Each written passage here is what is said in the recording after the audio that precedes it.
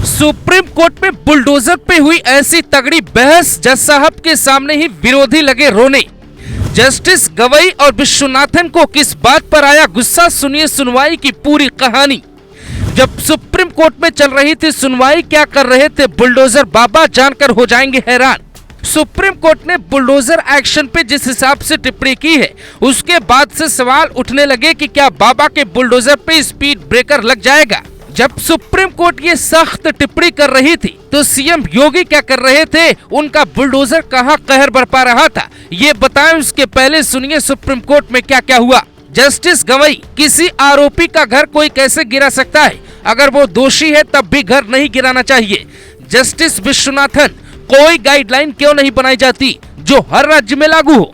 Justice Gavai, हम अवैध निर्माण को संरक्षण नहीं दे रहे, लेकिन जीएस तुषार मेहता कहते हैं कई बार नोटिस जारी करने के बाद कार्रवाई हो रही है।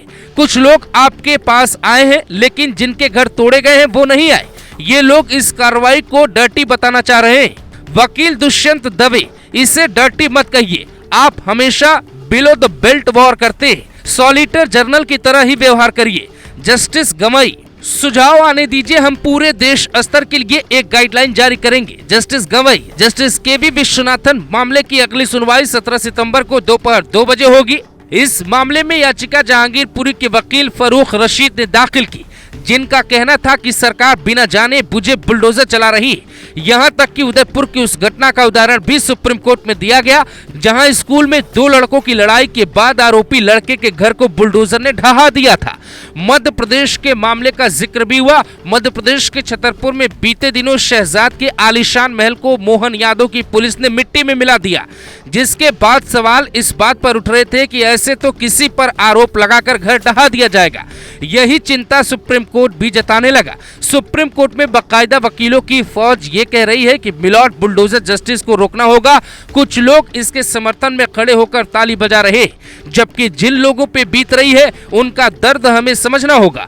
अब तय सुप्रीम कोर्ट को करना है कि बुलडोजर एक्शन के लिए वो क्या गाइडलाइन बनाती है। हो सकता है गाइडलाइन में बिना किसी के दोषी साबित हुए बुलडोजर एक्शन पे ब्रेक लग जाए, जिसका सीधा सा मतलब ये होगा कि जैसे पहले राजस्व विभाग की टीम महीनों और बरसों की जांच पड़ताल के बाद आती थी, वैसे ही काम होगा, तुरंत एक्शन वाली बात रुक जाएगी। हालांकि चर्चा ये भी है कि योगी सरकार के वो वकील जिन्होंने पिछली सुनवाई के दौरान अपनी दलीलों से जजों को भी दीवाना बना लिया था, शायद किताब के पन्ने पलट रहे होंगे और अगली सुनवाई पर अलग तरीके से अपना पक्ष रखेंगे।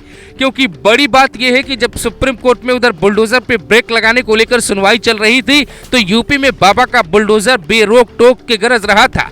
काशी से मैनपुरी तक बीते 48 घंटे में कई ऐसी तस्वीरें आई जिस पर अखिलेश यादव सवाल उठाते दिखे। अखिलेश ने ये तक लिख दिया, काशी के प्रतीक चिन्हों को विकास के नाम पर तोड़कर भाजपा सरकार क्या वाराणसी की विरासत को ही खंडित कर देना चाहती है। अब रोहनिया में 55 साल पहले 1968 में बने गांधी चबूतरा और भारत माता मंदिर को चौड़ीकरण के नाम पर तोड़ दिया गया। अगर क्योटो इतिहास की धरोहर को धूल में मिलाकर बनना है तो परंपरा प्रेमी काशीवासियों के बीच इसके लिए सार्वजनिक जनमत करा लेना चाहिए।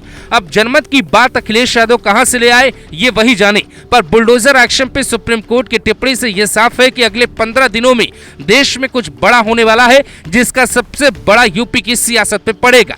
आपके हिसाब से गाइडलाइन में क्या होना चाहिए? क्या बुलडोजर की कार्रवाई पे सुप्रीम कोर्ट रोक लगा सकता है? ऐसे कई सवाल योगी आदित्यनाथ के दिमाग में भी घूम रहे होंगे।